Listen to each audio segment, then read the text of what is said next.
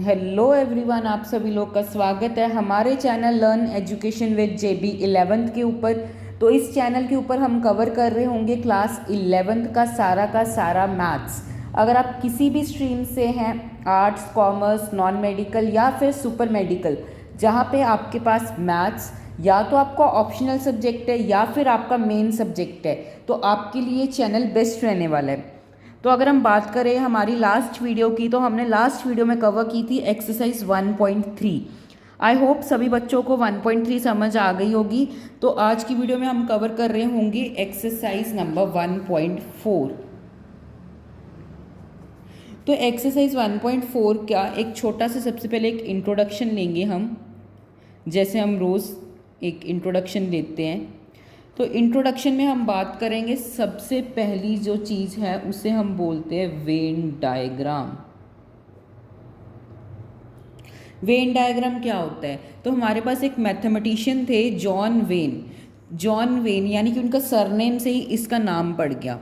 उन्होंने हमें ये डायग्राम दिखाई थी, तो सिखाई थी। इसका मेन काम क्या था कि हम जो चीज़ है उसको छोटे में लिख दें, मतलब कि इतना ज़्यादा लेंथी उसको पहले सारा लिखो, ऐसा इससे बढ़िया कि आप एक डायग्राम ड्रॉ करो, उसमें ही आपको सारा समझ आ जाए। उस चीज़ को हम वेन डायग्राम बोलते हैं। तो हमने लास्ट वीडियो में हमने डिस्कस किया था यूनिवर्सल सेट।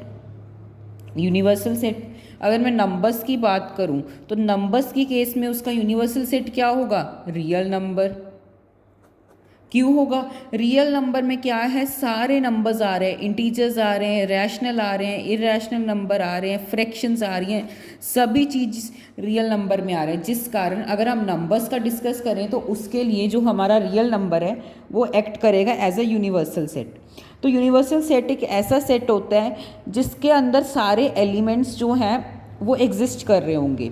जैसे हमने लास्ट वीडियो में ट्रायंगल्स की बात की थी, इक्विलेटरल ट्रायंगल या स्केलन ट्रायंगल या फिर आइसोलेस ट्रायंगल का अगर मैं आपसे यूनिवर्सल सेट पूछूं तो आप क्या बोलोगे? Set of all triangles. Set of all triangles इसलिए क्योंकि सेट ऑफ ऑल ट्रायंगल्स में सारे टाइप के ट्रायंगल्स आ जाएंगे, एवरी टाइप ऑफ ट्रायंगल, जिस कारण वो as a universal set act करेगा। तो अब हम वेन डायग्राम की हेल्प से देखते हैं। तो हमारे पास एक यूनिवर्सल सेट है 1 2 3 4 जो कि है 10 तक। फिर हमारे पास एक ए सेट है जो कि है 2 4 6 8 10। तो क्लियरली दिख रहा है कि ए जो है वो क्या है? यूनिवर्सल का सबसेट है। एक सेट हमेशा सबसेट होगा यूनिवर्सल सेट का। कोई भी अगर मैं कुछ भी नंबर्स लिखूं, यहाँ पे 10 तक के बात करें तो 10 तक का अगर मैं कोई भी नंबर यहाँ पे लिखूं तो वो क्या होगा? सबसेट होगा इसका। तो ये क्या एक्ट कर रहा है? एक यूनिवर्सल सबसेट के तौर पे, यूनिवर्सल सेट के तौर पे एक्ट कर रहा है। तो अब ये आपको पता लग रहा है कि ये सबसेट है इसका। तो अगर हम इसे वेन डायग्राम के थ्रू शो करें तो हम कैसे शो करेंगे कि एक रेक्टेंगल बना देंगे। सबसे पहले तो हम एक रेक्टेंगल बना दिया, इसे हमने नाम दे दिया यूनिवर्सल सेट। यूनिवर्सल सेट हमने इसको नाम भी दे दिया। अब हम क्या करेंगे, उसमें एक छोटा सा सर्कल बना देंगे, इसका हम नाम रख देंगे ए। तो जो हमारा यहाँ पे ए है वो एक एक्चुअली ये सेट है। ए को मैंने इस सर्कल की फॉर्म में लिख दिया। अब ए के सारे एलिमेंट्स लिख दो, 2 4 6 10 8। तो ये सभी एलिमेंट्स क्या है? मैंने लिख दिए। अब जो बच गए वो एलिमेंट्स आप लिख दो, 1 5 9 3 7। तो अगर हम ध्यान से देखें तो जो ये चीज़ थी ये एक्ट कर रही थी एज अ यूनिवर्सल सेट और ये एक्ट कर रही है सेट। तो हमें बोला गया था कि जो ए है वो क्या है? सबसेट है यूनिवर्सल सेट का। तो अगर आप डायग्राम पढ़ो तो ये चीज़ है एक यूनिवर्सल सेट। देखो ये एलिमेंट्स इसमें आ रहे हैं, ये सारे एलिमेंट्स इसमें एग्जिस्ट कर रहे हैं। तो ये सर्कल भी तो एक्चुअली इस रेक्टेंगल में आ रहा है ना। तो ये क्या इशारा कर रहा है कि ये सारे एलिमेंट्स इस सेट के सबसेट हैं। ये चीज़ वेन डायग्राम बताती है। क्योंकि ध्यान से देखें तो ये सारे एलिमेंट्स इसमें आ रहे हैं, इस सर्कल के भी तो एलिमेंट्स इस रेक्टेंगल में भी तो आएंगे ना। तो ये एक्चुअली इस चीज़ को हम बोलते हैं वेन डायग्राम। तो वेन डायग्राम आपको समझ आया। एक और क्वेश्चन करें हम। तो एक यूनिवर्सल सेट है जिसके अंदर एलिमेंट्स हैं, तो एक यूनिवर्सल सेट है जो कि है 1 2 3 अगेन 10 तक जा रहा है ये सेट। अब हमारे पास एक नहीं, एक्चुअल में 2 सेट्स हैं। 2 सेट्स कौन से हैं? एक ए सेट है जिसमें है 2 4 6 8 10, अगेन वही। एक बी सेट है जो कि है 4 और 6। सबसे पहली चीज़, अगर ये यूनिवर्सल सेट है तो ये दोनों क्या होंगे? इसके सबसेट, जो कि दिख रहा है हमें क्लियरली। लेकिन ध्यान से देखें तो बी ए का भी तो एक सबसेट है ना। क्यों? 4 ए में भी आ रहा है, 6 ए में भी आ रहा है, तो जो ये बी है ये ए, तो बी जो हमारा है वो ए का भी तो सबसेट है ना। ए तो इसका सेट, तो ये इसका सबसेट तो ऑटोमेटिकली होगा, तो बी ए का भी है। तो अब अगर हम इसकी वेन डायग्राम बनाएं तो सबसे पहले हम क्या ड्रॉ कर देंगे? एक रेक्टेंगल।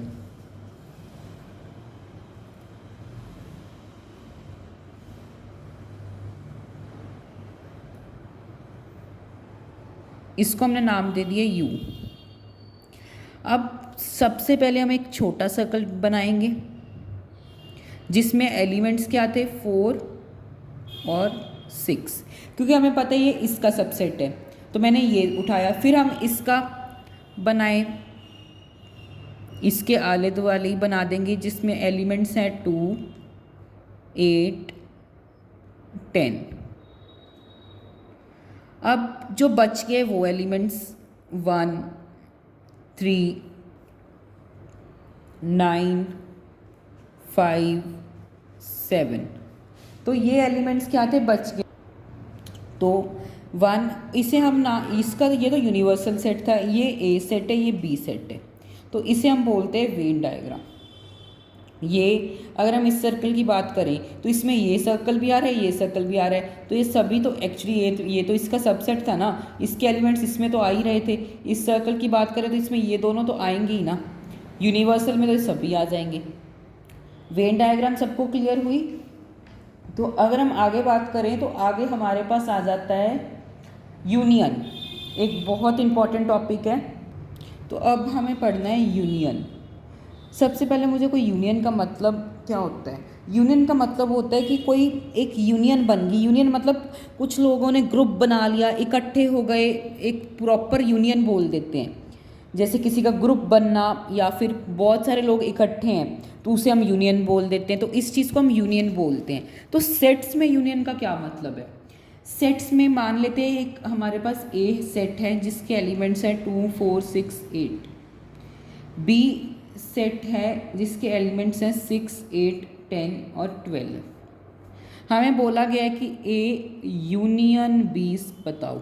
जो ये साइन है ना यू का, इसे हम बोलते हैं यूनियन साइन या फिर सिंबल।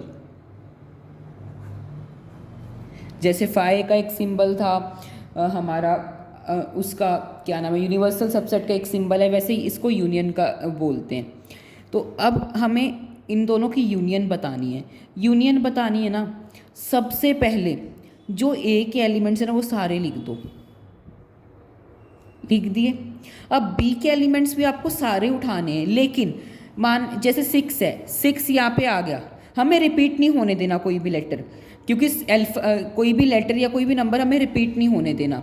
6 ए में आ रहा था तो मैंने लिखा नहीं, 8 ए में आ रहा था मैंने लिखा नहीं, लेकिन 10 नहीं आ रहा था तो हमने 10 लिख दिया। क्या 12 आ रहा है ए में? नहीं आ रहा, तो ये हो गया। तो ये चीज़ जो है इसे हम बोलते हैं यूनियन। सिंपल। आपको क्या करना है, सबसे पहले ए के एलिमेंट सारे लिख दिए, फिर हमें बी के नंबर सारे उठाने, लेकिन हमें रिपीट नहीं होने देना कोई भी लेटर। इस चीज़ को हम यूनियन बोलते हैं। इसका ऑपोजिट होगा इंटरसेक्शन। इंटरसेक्शन जिसका होता है सिंबल ये। अब सेम अगर मैं आपसे ए एलिमेंट मैंने बोल दिया 2 4 6 8, बी बोल दिया 6 8 10 12, इसकी इंटरसेक्शन फाइंड करो। तो आप क्या करोगे, ए इंटरसेक्शन बी फाइंड करना है। जो हमें कॉमन एलिमेंट्स दोनों में मिल रहे हैं वो लिखेंगे हम सिर्फ। इस केस में हम क्या था, कॉमन एलिमेंट्स को इग्नोर कर रहे थे, लेकिन इस केस में इंटरसेक्शन के केस में हम कॉमन एलिमेंट्स ही लिखेंगे। जैसे 2 क्या दोनों में कॉमन है? नहीं। 4 क्या दोनों में कॉमन है? नहीं। 6 कॉमन है, लिख दिया। 8 दोनों में कॉमन है, हाँ। तो इधर तो एलिमेंट्स ही खत्म हो गए, तो इधर हमें क्या लेने देना? 10 क्या आ रहा है? नहीं आ रहा। 12 आ रहा है? नहीं आ रहा। तो इसकी इंटरसेक्शन क्या होगी? 6, 8। ये होगी इसकी इंटरसेक्शन। यूनियन मतलब सारे एलिमेंट्स आपको लिखने हैं, लेकिन रिपीट नहीं होना चाहिए कोई भी एलिमेंट। इंटरसेक्शन मीन्स जो कॉमन एलिमेंट्स हमें सिर्फ वो लिखने हैं। आई होप सभी को यूनियन और इंटरसेक्शन समझ आया। अब हम कुछ प्रॉपर्टीज पढ़ेंगे। ये प्रॉपर्टीज होंगी रिलेटेड टू यूनियन। तो सबसे पहली प्रॉपर्टी हमें हमारी बोल रही है कि जो हमारा ए यूनियन बी है वो किसके बराबर होगा? बी यूनियन ए के। चाहे तो आप ए यूनियन बी फाइंड कर लो, चाहे बी यूनियन ए फाइंड कर लो, ये दोनों क्या आएंगे? बराबर आएंगे। इससे हम बोलते हैं कम्यूटेटिव लॉ। चाहे आप ए यूनियन बी फाइंड कर रहे हो, चाहे बी यूनियन ए फाइंड कर रहे हो, ये दोनों क्या आएंगे? बराबर आएंगे।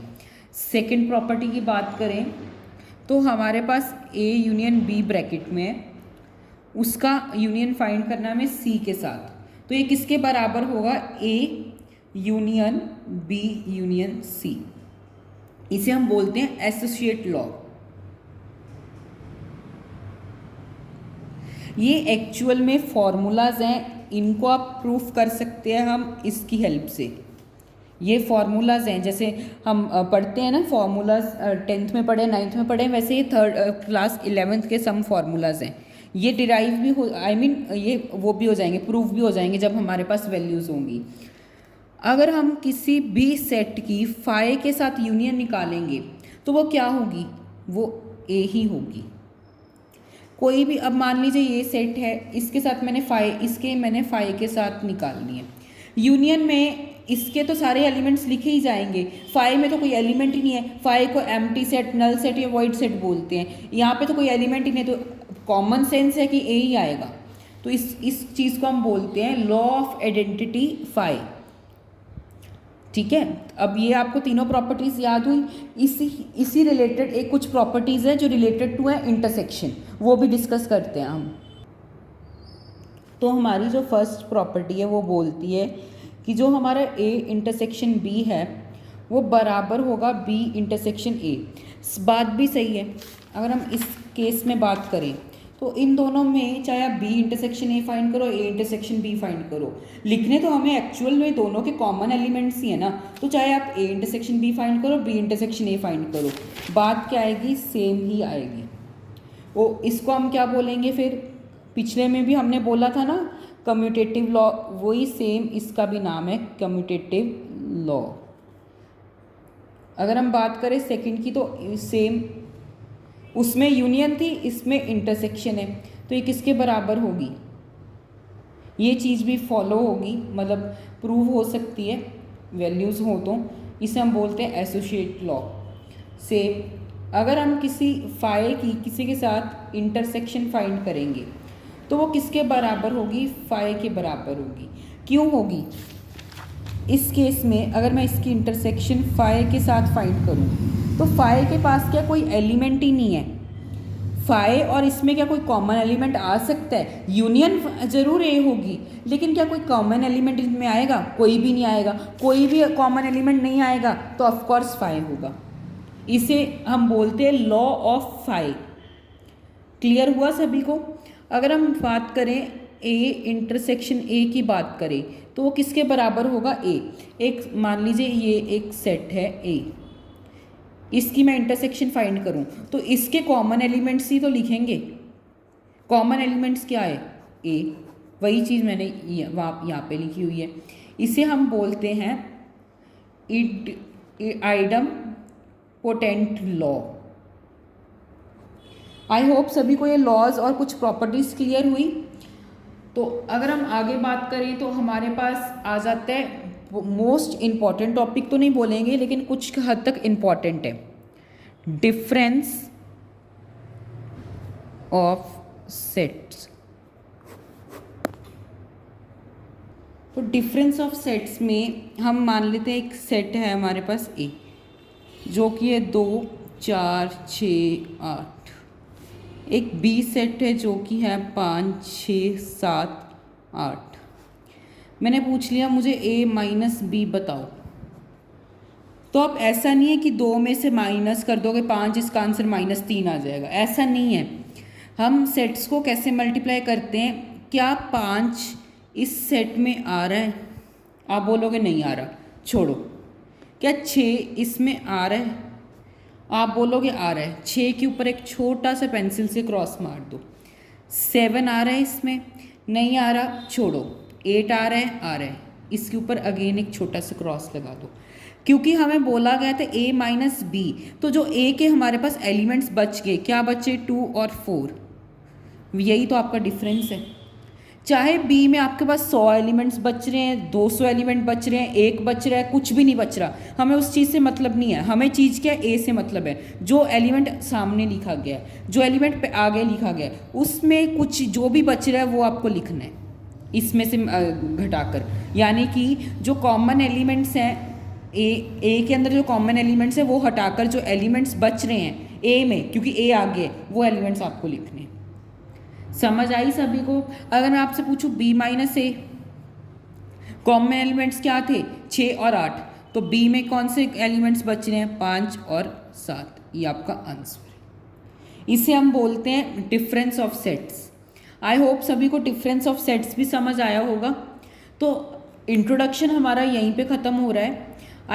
अब मैं चाहता हूँ कि आप सभी लोगों को, अगर किसी को भी कोई भी टाइप का डाउट है, कमेंट सेक्शन पे पूछ सकता है, डीएम कर सकता है मुझे इंस्टाग्राम के ऊपर।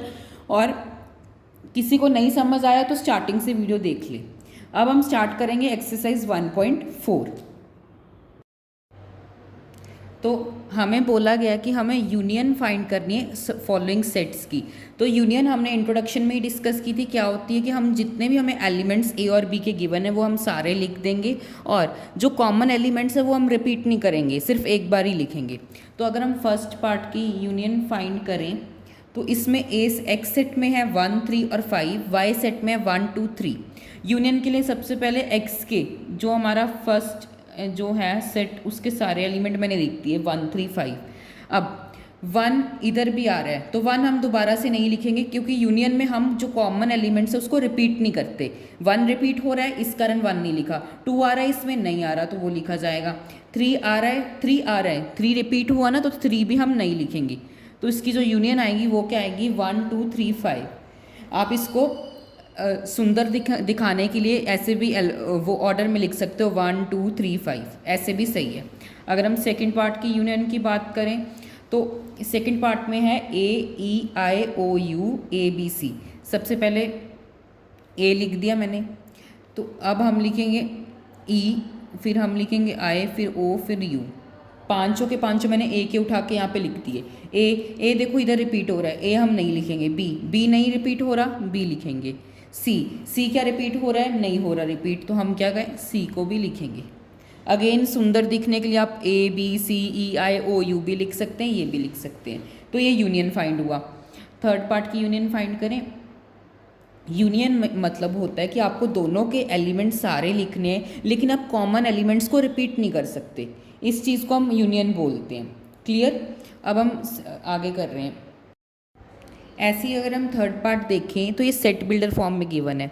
मैंने लास्ट की जो 1.1 और 1.2 की वीडियो थी उसमें सेट बिल्डर फॉर्म बताई थी, सेट बिल्डर फॉर्म और रोस्टर फॉर्म, तो आप उस वीडियो में देख सकते हैं। तो हम इसे पढ़ें तो इसे बोला जाएगा x such that x is a natural number less than 6। Natural number ऐसे नंबर्स जो 1 से स्टार्ट हो रहे हैं, जैसे 1 2 3 4 अप टू इन्फिनिटी तक जितने भी पॉजिटिव नंबर्स हैं वो हैं क्या है? हमारे नेचुरल नंबर्स हैं। 0 नहीं इंक्लूड होगा, 0 एक होल नंबर है। तो इसका अगर ए को हम लिखें तो ए को हम लिख सकते हैं, क्योंकि लेस देन है तो 1 2 3 4 और 5। लेस देन 6 था इसलिए हमने 6 को इंक्लूड नहीं किया। वैसे ही x such that x is a natural number है और मल्टीपल ऑफ 3 है। अगेन मल्टीपल ऑफ 3 का मतलब होता है कि वो 3 के टेबल पे डिवाइड हो रहा है, तो अप टू चले जाएंगे इन्फिनिटी तक, बिकॉज 3 का ऐसा ऐसा जा रहा है ना, तो इसको हम ऐसे लिख दो 3, 6, 9, 12, 15। अगर हम इसकी यूनियन लिखें, यूनियन के लिए पहले के तो सारे एलिमेंट्स लिखे ही जाएंगे, ये तो आपको पता है। अब देखो 3 रिपीट हो रहा है, हमने नहीं लिखा, 6 नहीं आया, 6 लिख दिया, 9 लिख दिया, 12 लिख दिया, 15 लिख दिया, 18 लिख दिया, 21 और अप टू। इस चीज़ का मतलब है कि ये नंबर्स आगे इसी ऑर्डर में चल रहे हैं इन्फिनिटी तक, ठीक है। अगर हम इसी फोर्थ पार्ट देखें, फोर्थ पार्ट में बोला गया है x such that x is a natural number, ठीक है। एक्स की वैल्यू लाई कर रही है 1 और 6 के बिटवीन में, 1 और 6 के बिटवीन में लाई कर रही है, तो 1 को तो हम इंक्लूड नहीं करेंगे बिकॉज नीचे इक्वल टू का साइन नहीं है। तो एक्स की वैल्यू क्या कर रही है 2, 3, 4, 5 और 6। 6 हमने इसलिए उठाया साथ में बिकॉज उसके नीचे इक्वल टू का साइन था। ये भी लास्ट वीडियो में मैंने आपको बताया था कि इस टाइप के सम को कैसे सॉल्व करना है। इसमें बात करें तो x such that x is a natural number and x की वैल्यू 6 और 10 के बिटवीन में, तो 7, 8 और 9। 6 और 10 इसलिए इंक्लूड नहीं हुए बिकॉज इसके नीचे इक्वल टू का साइन नहीं है। कॉमन सबसे पहले यूनियन निकालनी है, तो 2, 3, 4, 5, 6। ये तो फर्स्ट एलिमेंट मैंने सारा ही उठा के लिख दिया, फर्स्ट सेट सारा ही। अब 7, 8, 9 रिपीट नहीं हो रहे तो ये भी लिखे जाएंगे, ये आपकी यूनियन है। ऐसे ही अगर हम फिफ्थ पार्ट को डिस्कस करें, ए और बी हमारा एम्प्टी सेट है। इंट्रोडक्शन में ही हमने एक प्रॉपर्टी की थी जिसमें अगर एम्प्टी सेट के साथ आप किसी भी सेट की यूनियन फाइंड करोगे तो वो प्रॉपर्टी क्या कहती थी कि वही सेट आ जाएगा सेम। तो एम्प्टी सेट के साथ अगर हम इसकी यूनियन फाइंड करेंगे तो वो क्या आएगी 1, 2 और 3। यूनियन का क्या मतलब होता है कि हम सारे एलिमेंट्स इकट्ठे करके लिखते हैं दोनों में। अब दोनों इसमें तो 5 है, 5 मतलब कुछ भी नहीं है, इसमें इसके तो एलिमेंट सारे ही लिखे जाएंगे ना, वही चीज़ मैंने लिखी। आई होप सभी को ये 5 पार्ट्स क्लियर हो गए होंगे। किसी को भी किसी टाइप का डाउट या कुछ भी है तो वो कमेंट सेक्शन या इंस्टाग्राम के ऊपर मुझे DM करके पूछ सकते हैं। अब हम बढ़ रहे हैं हमारे सेकेंड क्वेश्चन की तरफ। तो अब हमें बोला गया ए सेट में गिवन है ए और बी सेट में ए बी सी है। तो इन्होंने पूछा है is A subset of B. Last video में हमने सबसेट के बारे में बात की ना, तो सबसेट क्या होता है कि जो मान लीजिए ए हमारा बी का सबसेट है, इट मीन्स कि जो ए के एलिमेंट्स है क्या वो सारे बी में एग्जिस्ट कर रहे हैं। तो आप देखोगे ए और बी, क्या बी में ए और बी आ रहे हैं, तो आ रहे हैं। इट मीन्स इसका आंसर क्या होगा येस, जो ए है वो सबसेट है बी का। अब इन्होंने पूछ लिया A union B. A union B के लिए मैंने बोला है जो एलिमेंट पहले मतलब जो सेट पहले लिखा है सबसे पहले उसके सारे एलिमेंट लिख दो, फिर सेकंड सेट पे आओ। देखो ए और बी रिपीट हो रहा है तो ए और बी हम नहीं लिखेंगे, रिपीट नहीं लिख कर सकते ना। तो अब लास्ट जो एलिमेंट बचा था सी मैंने यहाँ पे लिख दिया, यही आपका आंसर है। क्या ये सबसेट था? सबसेट मतलब कि जो ए के एलिमेंट्स है क्या वो बी में सारे आ रहे हैं? आप बोलोगे येस आ रहे हैं, तो येस है इसका आंसर। अब ए यूनियन बी था, ए मैंने सारा सब सेट किया है वो लिख दिया, फिर बी के जो सेट के रिपीटेड एलिमेंट्स नहीं लिखेंगे, नॉन रिपीटिंग एलिमेंट्स हम लिखेंगे। सी क्या रिपीट नहीं हो रहा था तो सी लिख दिया, यही आपका ए यूनियन बी है। अब हम बढ़ रहे हैं हमारे थर्ड क्वेश्चन की तरफ। तो थर्ड क्वेश्चन अगर बात करें तो इसमें बोला गया A and B are two sets such that A क्या है सबसेट है बी का, और what is A union B. Similar अगर हम पीछे बात करें तो पीछे हमने यही किया था कि ए एक सेट था बी एक सेट था, इन दोनों का ए क्या था सबसेट था बी का, और इन्होंने पूछा था ए यूनियन बी। तो जब हमने ए यूनियन बी फाइंड किया तो ये तीनों एलिमेंट आए, और तीनों एलिमेंट किसके एलिमेंट हैं? बी के। किसके एलिमेंट थे? बी के। तो इसका आंसर भी क्या आ जाएगा? क्या आ जाएगा इसका आंसर? बी आ जाएगा। समझ आई? इसको एक एग्जाम्पल की हेल्प से देखेंगे। ए मान लीजिए ये रहा, बी ए लीजिए, ए सबसेट है बी का, येस था, ये चीज़ उधर भी गिवन है। अब ए और बी की हमने यूनियन फाइंड की तो हमारे पास बी ही आ गया, तो इस केस में भी तो हमारे पास आंसर बी ही आएगा ना। आई होप सभी को ये आंसर समझ आया। अब हम बढ़ते हैं हमारे फोर्थ क्वेश्चन की तरफ। तो फोर्थ क्वेश्चन में हमें एक सेट दिया हुआ है जिसके एलिमेंट्स है 1, 2, 3, 4। बी एक सेट गिवन है 3, 4, 5, 6। सी एक सेट गिवन है 5, 6, 7, 8। डी एक गिवन है 7, 8, 9, 10। हमें बोला गया है सबसे पहले तो ए यूनियन बी फाइंड करना है। ए यूनियन बी फाइंड करना है, ए के सारे एलिमेंट्स लिख दो 1, 2, 3, 4। बी देखो 3 रिपीट कर रहा है, 3 हम नहीं लिखेंगे। 4 रिपीट कर रहा है, 4 नहीं लिखेंगे। 5 नहीं रिपीट कर रहा, वो लिखेंगे। ये आपका फर्स्ट पार्ट था। समझ आया ना सबको। अब सेकंड पार्ट की बात करें, ए यूनियन सी। सबसे पहले ए के सारे एलिमेंट्स 1 2 3 4।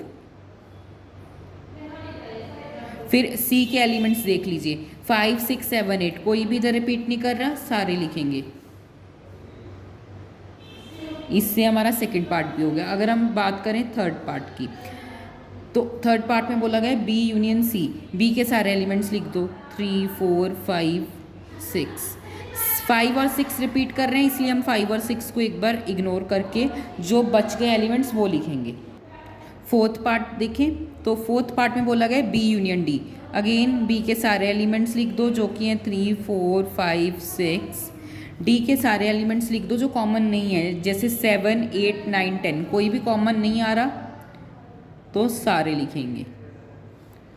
अगर हम फिफ्थ पार्ट को डिस्कस करें तो A union B union C. अब इसमें क्या होगा, आपने तो बोला था भैया कि 2 वाला सिखाया था, 3 वाला तो सिखाया ही नहीं।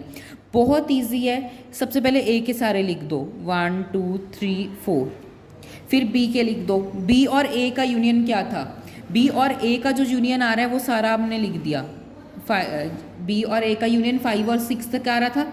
अब इसका सी के साथ निकाल लो। मैंने ए और बी तक का निकाल लिया। अब ये क्या था, ए और बी का यूनियन था जो मैंने फर्स्ट पार्ट में निकाला था, वही मैंने कॉपी कर दिया। अब इसका यूनियन सी के साथ निकालो। मान लीजिए ये एक अलग सेट है, इसको ई सेट नाम दे दो और उसको सी दे दो। सी और ई का हमें यूनियन, इसको हमने सारे को ई मान लिया, इसका और सी का हम यूनियन फाइंड करेंगे। 1 2 3 4 5 6। 5 और 6 क्या है, रिपीटिंग आ रहे हैं। 5 और 6 रिपीट आ रहे हैं तो हम नहीं लिखेंगे, इसे हम 7 और 8 लिख देंगे। बहुत सिंपल है। A union B union C था, हमने सबसे पहले ए और बी का यूनियन फाइंड कर लिया जो कि 1 2 3 4 5 6 7 था, 5 6 तक था। इसको मैंने पूरे को ई सेट मान लिया। ई और सी का यूनियन तो अब आप निकाल ही सकते हो। अगेन 2 बन गए, 5 और 6 कॉमन थे वो हमने नहीं लिखे, 7 और 8 लिख दिया। सेम अगर हम सिक्स्थ पार्ट की डिस्कस करें, A union B union D. A और यूनियन सबसे पहले आप लिख दो जो कि है 1 2 3 4 5 6। अगेन इसको एक सेट मान लो, इसको मैंने ई मान लिया। ई और डी की अगर हम यूनियन फाइंड करें, क्योंकि A union B union D था ना, तो कोई भी एलिमेंट नहीं कॉमन आ रहा इनमें, तो हम सारे लिख देंगे 7 8 9 और 10। इसी के साथ हमारा सिक्स्थ पार्ट भी हो गया। अगर हम बात करें सेवन्थ पार्ट की, तो हमें बोला गया B union C union D. B और सी का यूनियन फाइंड कर लो जो कि हमारे पास है 3 4 5 6 7 8। इसको एफ सेट मान लो। एफ सेट की हमें यूनियन फाइंड करनी है डी के साथ। देख लो कोई कॉमन आ रहे हैं, कॉमन 7 और 8 आ रहे हैं दोनों में। इधर भी 7 8 कॉमन आ रहे हैं, इधर भी 7 8 नहीं लिखेंगे, जो बच गए हमारे एलिमेंट्स वो लिखेंगे। ये था हमारा सेवन्थ पार्ट। आई होप सभी को समझ आया। अगर किसी को भी किसी टाइप का डाउट है वो मुझे कमेंट सेक्शन या डीएम करके पूछ सकते हैं। ये चीज़ मैं दोबारा इसलिए बोल रहा हूँ कि मैं नहीं चाहता कि मेरा कोई भी व्यूअर को कोई भी टाइप का डाउट रहे। आपके लिए कमेंट सेक्शन और डीएम ओपन है एवरी टाइम, कभी भी आप डाउट पूछ सकते हो। अब हम बढ़ रहे हैं हमारे फिफ्थ क्वेश्चन की तरफ। तो फिफ्थ क्वेश्चन में हमें बोला गया कि हमें इंटरसेक्शन फाइंड करनी है क्वेश्चन 1 की। जो हमने फर्स्ट क्वेश्चन में हमने यूनियन फाइंड की थी ना, अब इंटरसेक्शन मैंने इंट्रोडक्शन में भी आपको बताया था कि हमें जो कॉमन एलिमेंट्स है सिर्फ वो लिखने हैं। तो बढ़े फर्स्ट क्वेश्चन की तरफ। तो फर्स्ट क्वेश्चन का हमारा फर्स्ट था एक्स, जिसके एलिमेंट्स थे 1 3 5 1 2 3। कॉमन एलिमेंट देख लो क्या क्या है, एक 1 आ रहा है और एक 3 आ रहा है। क्या 2 इसमें आ रहा है, नहीं आ रहा। क्या 1 इसमें आ रहा है, आ रहा है। क्या 3 इसमें आ रहा है, आ रहा है। तो इसके कॉमन एलिमेंट्स क्या होंगे, 1 और 3। ऐसे ही अगर हम सेकंड पार्ट देखें तो ए ई आई ओ यू। तो ए देख लीजिए इसमें आ रहा है, आ रहा है। बी देख लीजिए इसमें आ रहा है, नहीं आ रहा। तो बी क्या कॉमन एलिमेंट नहीं होगा। सी क्या इसमें आ रहा है, नहीं आ रहा। तो सी भी कॉमन एलिमेंट नहीं है। तो क्या कॉमन आ रहा है, सिर्फ ए कॉमन आ रहा है। तो अब इसका इंटरसेक्शन क्या होगा, ए होगा। अगर हम थर्ड पार्ट की डिस्कस करें तो थर्ड पार्ट में 1 2 3 4 5 3 6 9 12 15 कॉमन क्या क्या आ रहा है। क्या 3 आ रहा है, इसमें आ रहा है। क्या 6 आ रहा है, नहीं आ रहा। तो इसका कॉमन एलिमेंट क्या है, सिर्फ 3 आएगा। ईजी है, कोई ज़्यादा टफ चीज़ नहीं मैं पढ़ा रहा, फिर भी डाउट है आप कभी भी पूछ सकते हैं। फोर्थ, तो अब फिर से इसकी वैल्यूज़ देख लो, 2 3 4 5 6 7 8 9। क्या 7 8 9 इसमें कॉमन कहीं दिख रहे हैं आपको? कुछ भी इनमें कॉमन नहीं आ रहा। इट मीन्स इसका आंसर क्या आएगा? कुछ भी चीज़ कॉमन नहीं होती तो उसको हम 5 लिख देते हैं। ऐसे ही अगर हम फिफ्थ पार्ट का डिस्कस करें तो 1 2 3 और 5, क्या इनमें कुछ कॉमन हो सकता है? तो आप बोलोगे इसमें कुछ भी कॉमन कैसे ही पॉसिबल है, इसमें कुछ भी कॉमन नहीं पॉसिबल ना, तो इसके लिए इसका आंसर क्या आएगा? 5। आई होप सभी को ये 5 पार्ट्स क्लियर हुए। अब इंटरसेक्शन मीन्स कॉमन एलिमेंट्स लिखने हैं। अब हम बढ़ते हैं हमारे 6th क्वेश्चन की तरफ। अगर हम 6th क्वेश्चन पढ़ें तो इसमें हमें 4 सेट्स गिवन है, A, B, C और D। हमें ये सभी पार्ट्स निकालने हैं। तो सबसे पहले स्टार्ट करें फर्स्ट पार्ट से। तो हमें A इंटरसेक्शन B निकालना है। इंटरसेक्शन का मीन्स कॉमन एलिमेंट लिखेंगे हम दोनों के। अगर हम इनमें कॉमन एलिमेंट देखें तो 7 9 और 11 आ रहा है इसका आंसर। ऐसे ही अगर हम सेकंड पार्ट देखें B इंटरसेक्शन C, तो C के एलिमेंट्स आप देख लो, क्या B में कोई रिपीट हो रहा है? 11 रिपीट हो रहा है, हाँ हो रहा है, तो 11 आ जाएगा। 13 क्या रिपीट हो रहा है? हो रहा है। क्या 15 रिपीट हो रहा है? इसमें नहीं हो रहा। तो B के एलिमेंट्स अगर इसमें रिपीट ही नहीं हो रहे तो बाकी कैसे आ जाएंगे? तो ये B इंटरसेक्शन C आ जाएगा। ऐसे ही अगर हम थर्ड देखें A intersection C intersection D, घबराना नहीं है ऐसे सम को देख के, जैसे यूनियन में किया था वैसे ही इंटरसेक्शन में हो जाएगा। सबसे पहले A इंटरसेक्शन C निकाल लें, तो A के एलिमेंट्स और C के एलिमेंट्स देख लो कॉमन क्या आ रहा है। तो कॉमन देख के तो सिर्फ एक 11 आ रहा है, एक 11 ही कॉमन आ रहा है। तो जो 11 कॉमन आया हम इसको E सेट का नाम दे देंगे। अब E सेट की हम इंटरसेक्शन फाइंड कर लेंगे D के साथ। तो क्या 11 इन दोनों में क्या कुछ कॉमन आ रहा है? कुछ भी कॉमन नहीं आ रहा, तो इसका आंसर क्या आएगा? 5 आएगा। ये आपको एक्चुअल पेंसिल से ड्रॉ करना है, रफ में ड्रॉ करना है। इसको हमने E सेट मान लिया, इनमें अगर कुछ भी कॉमन नहीं आ रहा तो इसका आंसर क्या आ जाएगा? 5 आ जाएगा। आई होप सभी को समझ आया। अब अगर हम बढ़ें फोर्थ क्वेश्चन की तरफ, तो फोर्थ पार्ट में गिवन है A इंटरसेक्शन C। बहुत ईजी है, A और C के एलिमेंट्स कंपेयर कर लो, कुछ भी कॉमन आ रहा है तो वो आ रहा है 11। फिफ्थ पार्ट देखें तो फिफ्थ में B इंटरसेक्शन D फाइंड करना है, कॉमन एलिमेंट चेक कर लो, कोई भी कॉमन एलिमेंट नहीं आ रहा तो 5। सिक्स देखें, सिक्स में हमें बोला गया A intersection B union C। सबसे पहले हम ब्रैकेट सॉल्व करेंगे। B यूनियन C देख लीजिए क्या आ रहा है। B यूनियन C करें यानी कि हमें सारे एलिमेंट्स लिखने होंगे,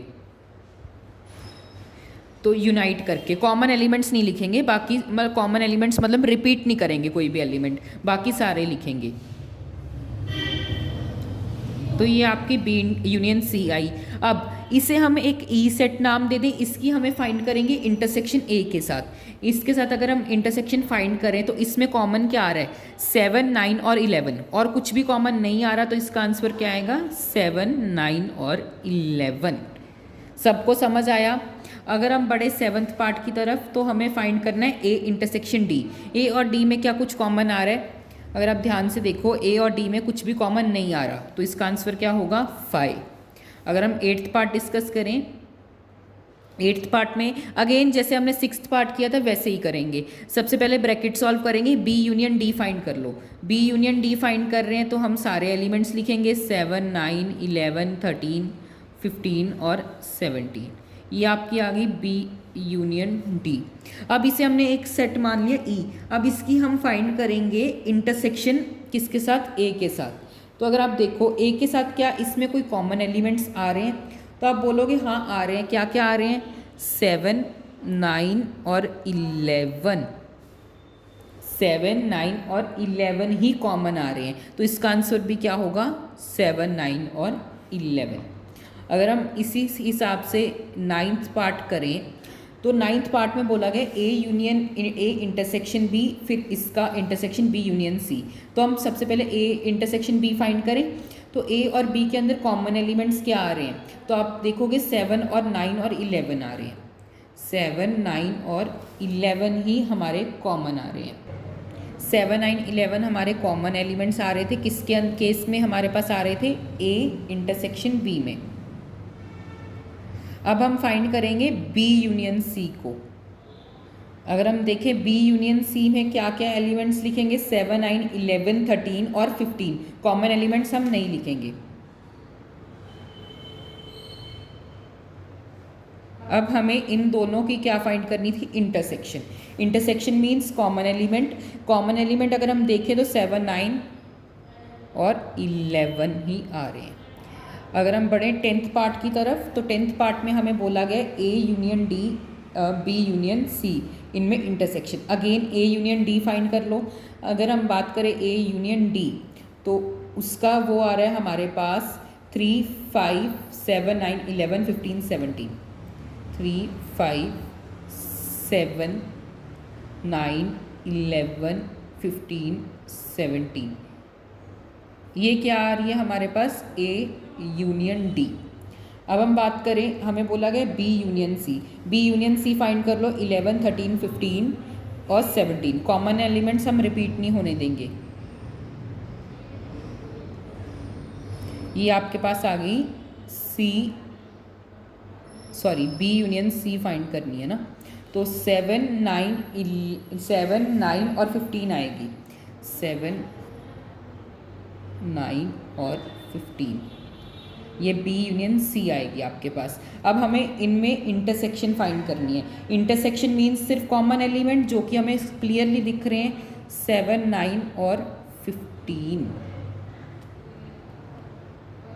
समझ आई सबको? बी यूनियन सी भी हमने मे बी गलत कर दिया। 7, 9, 11 भी आएगा, 11 भी आएगा और 13 भी आएगा। एक्चुअली ये बी यूनियन सी फिर से फाइंड करेंगे हम, तो वो आएगा 7, 9, 11, 13 और 15। अब इसकी इंटरसेक्शन हमें फाइंड करनी है ए यूनियन डी के साथ। तो 7, 9, 11, तो ए यूनियन डी में हमने फाइंड, 7, 9, 11 और 15 इसका आंसर आएगा। ये आपका आंसर आएगा इंटरसेक्शन में। इंटरसेक्शन मीन्स इन दोनों के कॉमन एलिमेंट्स जो कि ये हैं। ये आपका फाइनल आंसर है। आई होप आज की वीडियो के थ्रू आपको 1.4 के पहले 6 पार्ट सारे क्लियर हो गए होंगे। आज की वीडियो हमने ये जो एक्सरसाइज है मैंने ये 2 पार्ट्स में कन्वर्ट की है, एक पार्ट 1, एक पार्ट 2। तो आज की वीडियो में मैंने सिर्फ फर्स्ट 6 पार्ट्स कवर किए हैं। क्यों किए? बिकॉज वीडियो बहुत लॉन्ग हो जाएगी। आई होप सभी को समझ आया होगा। एट लास्ट मैं चाहता हूँ कि आप हमें फॉलो कर लें, हमारा Instagram account learn education with JP, Instagram के ऊपर। चैनल को प्लीज़ सब्सक्राइब कर लीजिए। अगर किसी भी बच्चे को किसी भी टाइप का डाउट है, कमेंट सेक्शन इज़ ओपन। आपके लिए इंस्टाग्राम की ID आपको गिवन है, आप DM करके मुझे पूछ सकते हैं। Thanks everyone for watching.